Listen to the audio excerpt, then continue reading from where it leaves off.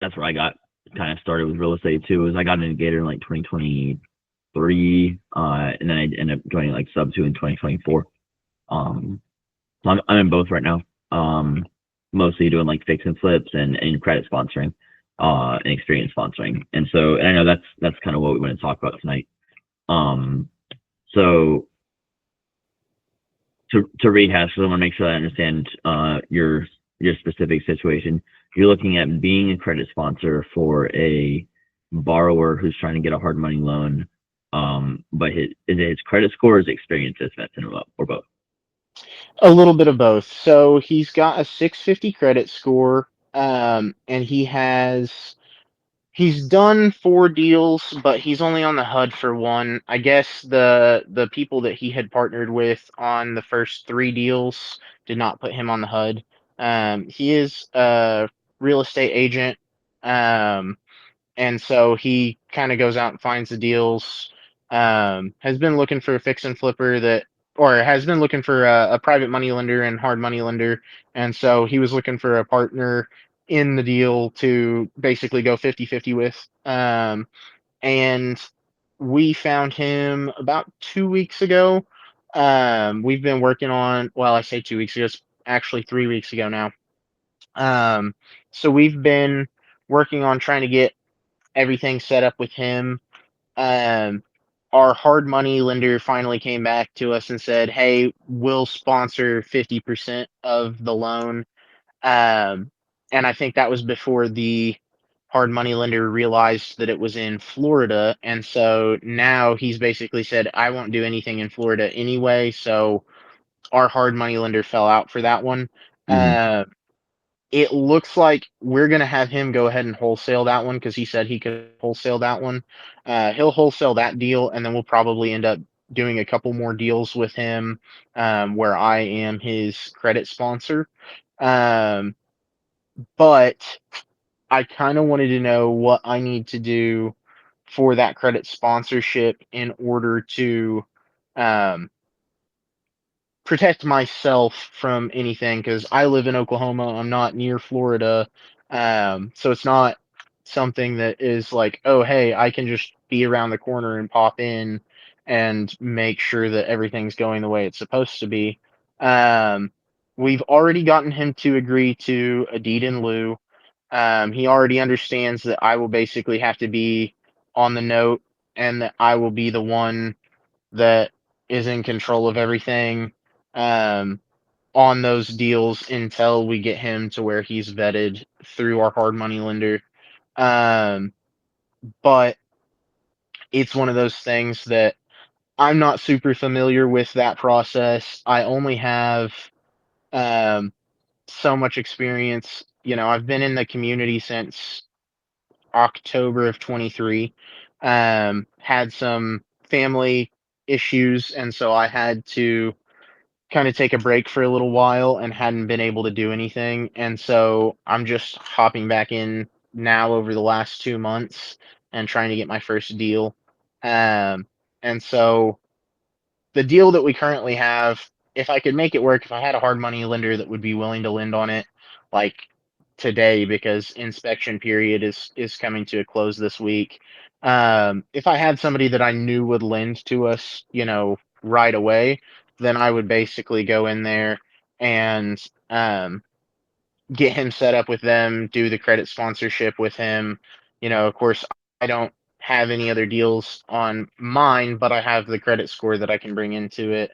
Mm-hmm. Um, and so a hard money lender may or may not even lend to both of us going into it together. Um, but I was kind of just curious, since you've done this before, what would you look for? What are some of the things that you try and do, whether in Florida or not? Because I know Florida is one of those places that they kind of have some more stringent laws. Um, what would you do when you're going into it? What paperwork do I need to have? Different stuff like that is really my biggest question because I just want to make sure that I'm protected the best that I can be. Yeah. So, and probably like the most important thing that I can tell you for sponsoring, um, and And like if you dive deep enough into it, you pretty much just get all the answers. But like the most important thing I can tell you about sponsoring is that when you're sponsoring somebody else's deal as a guarantor, it really doesn't matter if they're a guarantor on the loan or not. It doesn't matter. Uh, it it doesn't matter like a lot of the rest of the deal. The main thing you need to keep in mind is that you are selling the property to them subject to. At the end of the day, all sponsorships, credit sponsorships should be structured, unless you're closing it in your LLC. And you know how you said that your buddy, he's done like 4 deals, like he's not on the HUD on any of them.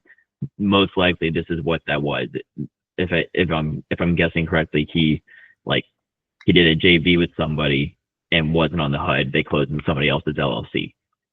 So if you're not going to close in your LLC, which is obviously the most safest way, and what I've done is like, if you do it where you close in your LLC and then you still don't want to really manage the deal, you just want them to go manage the deal, you can hire them as a project manager, or you can sell it to them on a contract for deed. And that's a way, right? It keeps you on title. It makes it really easy. You're basically just evicting them if they default. But that's like the most protected way is to close it in your LLC. The second most protected way is, and really the only, in my opinion, the only alternative that's safe, is to have a wraparound mortgage on the property if you're going to close in their LLC, right? So if he's going to go on title with his LLC so he can start getting like HUDs with his name on it, basically. If that's the goal, is to get HUDs with his name on it, then whatever you do, if you're going to be guaranteeing a loan that he's going to benefit from, you want to have a lien, like a wrap mortgage, like a sub 2 mortgage against that property, that allows you to foreclose, right? It doesn't really matter if it's any LLC other than one that you control 100%. If you control the LLC 100%, you don't really need this. If you don't control the LLC 100%, then you want to have a lien against the property. Because at the end of the day, it's like, if he defaults, how do you kick somebody out of an LLC? Do you know? So you've basically got to have it in the bylaws or the operating agreement that these are the terms and conditions, and if these are not met, then you can be removed from the LLC. I know that.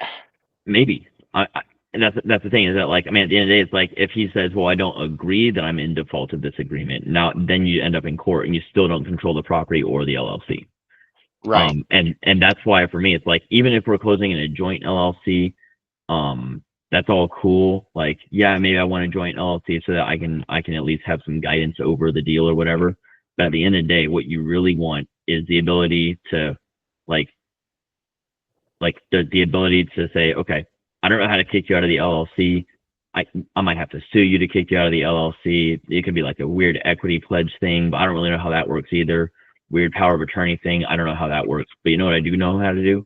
I know how to get in touch with the foreclosure attorney and say, I need to foreclose on this house. And you own you're a part owner of the house, probably, right? Like, if you bought the house or you're on the loan or whatever, you're probably like at least a part owner of the house.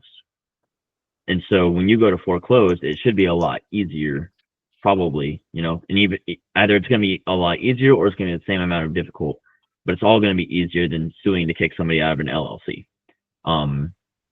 And so those are kind of the only 2 ways that I would recommend if you're gonna credit sponsor or experience sponsor. Anything where you have to sign a personal guarantee on somebody else's deal, basically, is you need to have that wraparound mortgage for every dollar that you're guaranteeing. Every dollar that you're on the hook for, you need to have included in that wraparound mortgage. So if you're buying a fix and flip, mortgage method, seller finance on top of a HML, and they're expecting you to sign as a guarantor for or rather, whether you're signing as a guarantor for the seller financing or not, if your lien is not going to come before the seller's lien, you need to have like every dollar that seller is lending it to them. You need to have every dollar that the hard money lender's lending, every dollar of the rehab, all of that, all the PML, every dollar that you're going to be expected to guarantee needs to be wrapped up in that wraparound mortgage. Gotcha. So that's kind of part of the reason that we were going to do deed in lieu, Hmm. um, because foreclosure in Florida. I don't know if you know anything about Florida's process. They take like up to a year to do foreclosures, and Hmm. it can really drag out and be a pain in the butt. And so we were going to do a joint LLC with a deed in lieu, and the deed in lieu basically is just like, hey, if this at any time is not going to work out for us. These are the terms that we basically dissolve you from the LLC and you're out. It's done and it's back into our name so that we can take over the project and we can finish the project out on our own. That way, we're Hmm. not beholden to you finishing the project out or going to court or XYZ and losing money. Um, that way, we're both in agreement. Hey, these are the terms. If they're not met, I lose the property, and it goes into our name. So, That way, it's so completely that's out of his hands. that's fine. I would be careful with it with having a deed in lieu, just because if it's like a pre-signed deed in lieu, a lot of states won't allow that, and a lot of courts won't allow that if it gets contested, because what you're basically doing is you're basically acknowledging guilt before you've actually done the thing that you're guilty of when you're doing a deed in lieu of foreclosure. And a lot of courts and a lot of judges and a lot of states will see that as like trying to circumvent due process, basically. And so Gotcha. deed in lieu is hard. Now, what you could do, and this comes back to like being in an LLC together. If you're going to be in a joint LLC, have it written in the operating agreement that if like if any partner is not performing, like not making the payments or non-communicative, I don't know, he got hit by a car, like if you can't get in touch with him every 2 weeks, write it into your operating agreement that you have the right to, like, you're basically assigning authority on buying and selling property, so you can just quit claim the property to your other LLC or whatever, and then you can just run the deal from there. um I mean, it might have, like, there's probably potential consequences down the line if you try to contest it, but in the meantime, your operating agreement saying, "Hey, Jacob Moore is the single, like, signing authority for buying and selling property inside the LLC, inside of the company," gives you at least the ability to go sign that quick claim deed, and when you show up to court, you're like, "I have the authority to do whatever I want." Gotcha. Yeah, and that's how I would do that. I would not do like a pre-signed deed in lieu from him, especially if you're doing a joint LLC. I would just like have that in the operating agreement. Like, when it comes to buying and selling properties, Jacob Moore is the single signing authority, and does not need um, additional permissions or whatever from partner B. Whatever I would have like an attorney draft that clause, that specific clause to your operating agreement, and that should probably get you at least to the point where you can dispose of the deal. And then, I mean, if he sues, he sues. If people are going to sue, but they're going to sue. But in my opinion, being not an attorney and not giving advice, um, that's probably something I would have in my operating agreement, is to say, like, "Hey, I have the authority to sell or whatever I want with any property inside of the company without additional permissions." Perfect. Yeah, that's probably what I would recommend. Gotcha. Yeah, that's kind of really what I was most worried about is, exit strategy. What are we going to do in case? What do I need to be aware of? Like, I had no clue about the pre-signed deed in lieu, which makes a lot of sense. Hmm. I could totally see how if you take that to court, they're like, well, you're admitting that you already knew that this could fail or would fail, and you did it anyway. And so basically, you're circumventing the law, the foreclosure laws. And so we're going to basically throw this out and possibly charge you. Yeah. With Florida being as stringent as they are, like, Yeah. I think they're one of the only And states. especially taking it as like a lending position. um you definitely don't want to, because Florida's extremely strict on their lending laws as well. So it's the same thing if you're doing like PML in Florida or EMD lending in Florida. It's like like if it goes to court, there's The been usury laws are crazy, the usury laws are strict there, and if it and goes it's to a court, felony. there's Florida has a reputation for throwing the book at lenders. And like they should count themselves lucky if they get their principal out, basically. Gotcha. Gotcha. Gotcha. Yeah. No, that makes total sense. Yeah, I think that covers most everything that I had questions on. Hmm. Um, Mainly just because I was like, hey, how do I protect myself going forward if I do want to do credit sponsorships, whether in Florida or not, Hmm. for him or for anyone else? Because I know that, it's one of those things that can be a little iffy sometimes when you're kind of giving somebody else the reins Yeah, of a project. and So, and um, and part of like when I'm doing credit sponsor deals or experience sponsor deals, either way, like I mean, at the end of the day, it's the same, right? Um, but let me or like the way I like to think about it is because I've bought properties subject to before, and so for me, it's like if I what is your seller on a subject to property? Your subject to seller, like because like every single deal like that involves any kind of like minimal due diligence on a project is going to require a credit pull, soft or hard, a credit pull, right? It's going to require money, and in the majority of cases, it's going to require experience, at least from the investment side. So whose credit, money, and experience is the big question, right? And us as like creative investors, we like to get around using like we're trying to get around using our credit, we're trying to get around using our money, we're trying to get around using our experience or whatever, right? As like a requirement. And so the big thing about when you're being the sponsor, when you're providing your credit, your money, your experience for somebody else's deal, is you are the lender, you are the sub to seller. And that's really how you got to think about it. When you're the guarantor on a loan, every single time you need to pretend, okay, if I was a subject to seller, what would I want? I would want my wraparound mortgage. I would want my balloon. Maybe I want yield spread. Maybe I want to treat this as a true wrap with a $5,000 like buffer between the hard money amount and my payoff, and maybe I want like a quarter point spread on the interest, and maybe I want an extra point at closing.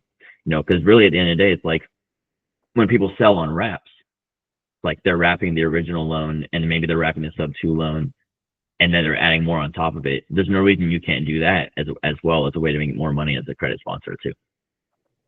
But you gotta gotcha. you gotta think like because I mean, when you're in the community long enough, you kind of know like a lot of things about subject to, and it's like, we talk about doing subject to ethically and taking care of our sellers. It's like, well, if I was going to take care, if this was somebody else selling to me subject to, what what would I want for them in case I get hit by a car?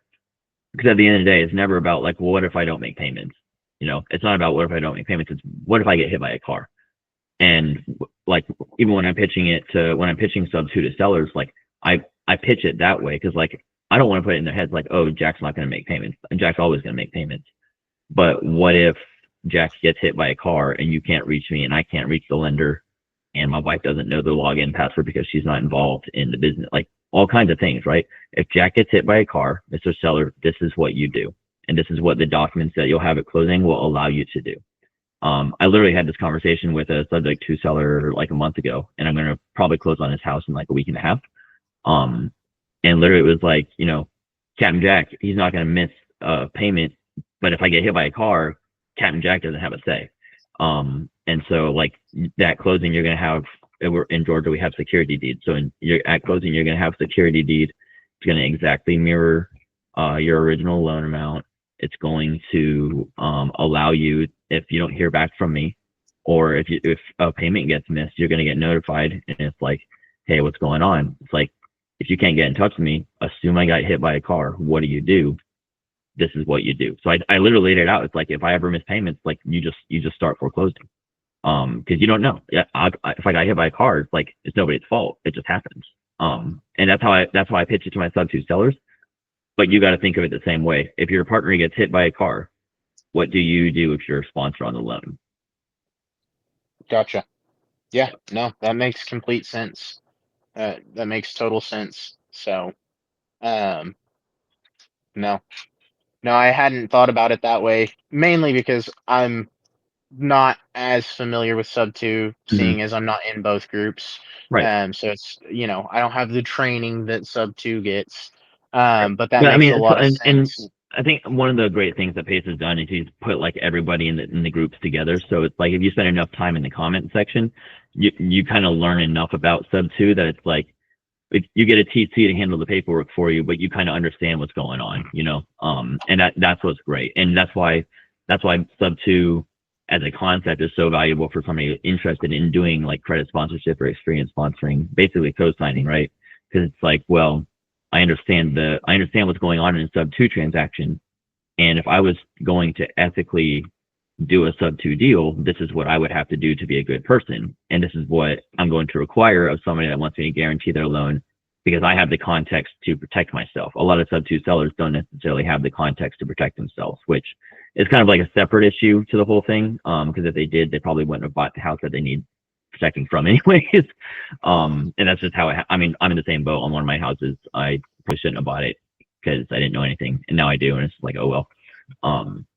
And you live and learn. But yeah, man. So hope that was valuable. Like I said, if you, I'm working with a couple of like the bigger names in the TC space to I want to put together like one kind of like a master class, but also like a packet that I hope is able to be kind of replicable to different deals and stuff like that for credit sponsoring. So when I come up with that, if you're still interested, if you're interested in doing deals better, or if you haven't done one yet and you want to get like eyes on it, definitely keep an eye out for stuff in the Facebook group. I'm pretty active, and I think it would be really cool to put that together. Yeah, yeah, of course. And if I ever need anything, I'll definitely reach out. And same to you. If you ever need anything at all, let me know. Because I know I'm not a big fish. I haven't done a lot yet, but I can always try and find connections and do stuff. In fact, my borrower for this deal is actually he lives in Georgia, but he has his real estate license in Florida and does a lot of stuff in Florida too. So Okay. it's one of those things that if he has some stuff in Georgia that he's looking at doing soon. So if I have any questions, I'll definitely reach out.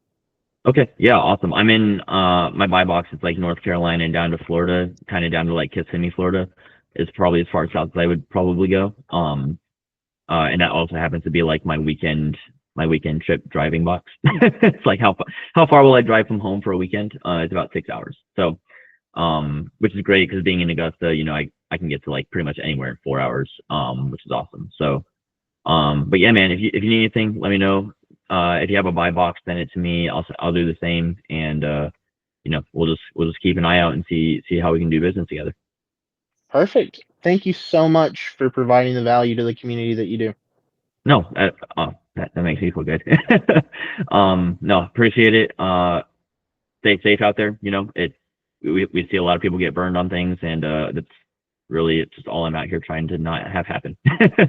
Yeah, I completely understand. Well, I really appreciate it. Thank you so much, Jack. Yep, absolutely. You have a good night, man. You too. Have a good one. Peace. Peace.